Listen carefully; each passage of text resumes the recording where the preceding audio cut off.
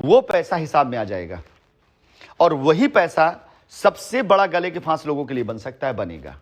मैं नाम नहीं लूंगा, लेकिन कई लोगों के गले के फांस वही पैसा बना है।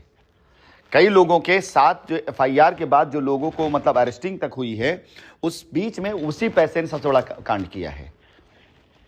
हमारी तरफ से एक ऑप्शन था कि हम मई के महीने में 19 मई हमने डेट रखी थी, जब हम दुबई के अंदर एक प्रोग्राम इवेंट करने वाले थे कि 19 मई से हम ये ट्रांजैक्शन चालू करेंगे। मार्च के महीने का समय था ये, और ये था कि आप लोग को मार्च से अप्रैल 19 मई तक इन चीज़ों को आपको कस्टमर बता के चलना है कि अभी ये पेमेंट्स नहीं जाएंगी, ये पेमेंट 19 मई के बाद शुरू होंगी। उस टाइम पर लोगों ने, इलेक्शन का मैटर था, इलेक्शन की वजह से ये हो रहा था, ट्रांजैक्शन नहीं हो पाएगा। हाँ, ये वो टाइम था। उस टाइम पर प्लान चला था हमारे यहाँ SGFX का, और उस प्लान के अंदर लोगों ने पैसे अपने अपने अकाउंट में लिए, और अकाउंट में लेकर पैसे लोगों ने, ऐसा नहीं कंपनी ने दिया भी कंपनी पैसा, ये भी नहीं मैं कह सकता हूं, लेकिन बड़ा पैसा जो है वो लोगों के पास में ही रहा। और मुझे एक बात बताइए, सवाल मैं अपनी बात को खत्म भी करूंगा, सवाल मेरा ये कि मार्च से लेकर के मई तक दबा करके लोगों ने पैसे अपने अकाउंट में लिए, दबा कर लोगों ने पैसे इकट्ठे किए, उससे पहले लोगों ने पे आउट कमाए, वो और मार्च से लेकर मई के बीच अपने पे आउट, अपने रिवॉर्ड को लोगों ने कैश कर लिए पब्लिक के पैसे से। एकाएक ऐसा क्या हो गया कि मेरा नेपाल घटना के बाद लोग सड़क पर आके फकीर हो गए। जिनके पास 5-5, 10-10 गाड़ियां हुआ करती थी, जिनकी जिंदगी ऐश से गुजरा करती थी, जो लोग हवाई जहाज से नीचे सफर नहीं करते थे, एकाएक ऐसा क्या हो गया, सिर्फ मात्र 4 महीने के अंदर वो सड़क पर आ गए। वो बिल्कुल गंगा। सर, पैसा सभी के पास है। हाँ, पैसा सभी के पास है, खाली शो नहीं करना चाह रहे हैं, दिखाना नहीं चाह रहे हैं, ऐसा नहीं है, पैसा है। और हम आप बताएं आपको, 2019 के दिसंबर तक हर किसी की फाइल बनकर आ चुकी थी, और उमेश ने भी बनाई थी फाइल, और पूरी की पूरी फाइल बन करके लोगों की, किसके पास कितने पैसे, कितनी प्रॉपर्टी, कहाँ क्या क्या है। विश्वास जानिए, अगर ये सारे के सारे मैंने इंक्वायरी में न डलवा दिए, चाहे वो जिसने बेईमानी की है, जिसने गलत किया है, मैं सबकी बात नहीं करता हूं, न डलवा दिए, तो अब नाम बदल दीजिएगा। अब कानून की लड़ाई, कानून का जानकार कानून से लड़ेगा, कानून के तरीके से लड़ेगा। अब तक तो आप लोग सिर्फ पत्थर चला रहे थे, निशाना नहीं था सामने, लक्ष्य नहीं था। मैं जब लड़ूंगा ना, तो मुझे पता है कि निशाना कौन है और निशाना लगाना कहां पर है, और निशानेबाज कौन होगा, यह मुझे मालूम है। सबसे बेस्ट लॉयर रखूंगा मैं इस मामले में, और कोई ऐसा नहीं होगा जिसका रिकॉर्ड मेरे पास ना हो। मजा देखिए कितना आने वाला है। कस्टमर पूरा का पूरा अपना हक पाएगा और सच्चाई उसके सामने होगी।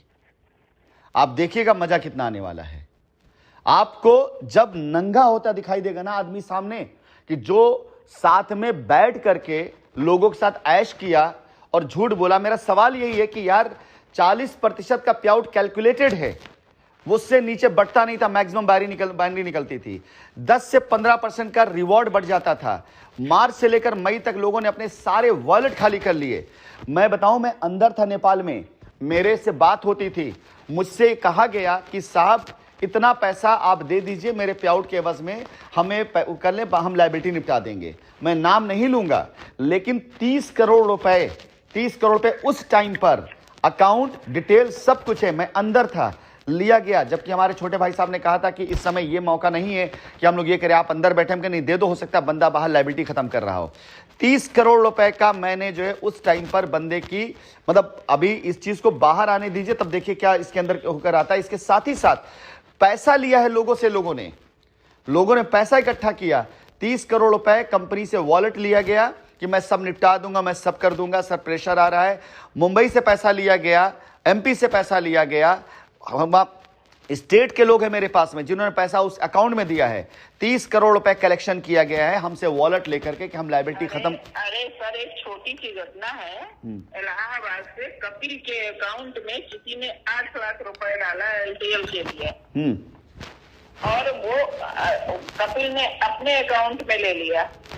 और उसके बाद आज जब से LTL शुरू हुआ है, उसके बाद से अब तक उसका पैसा भी नहीं लौटा है, और डायरेक्ट कपिल के अकाउंट में गया है। ये स्थितियां हैं लोगों की, और फिर भी ये लोग कह रहे हैं पैसा नहीं है।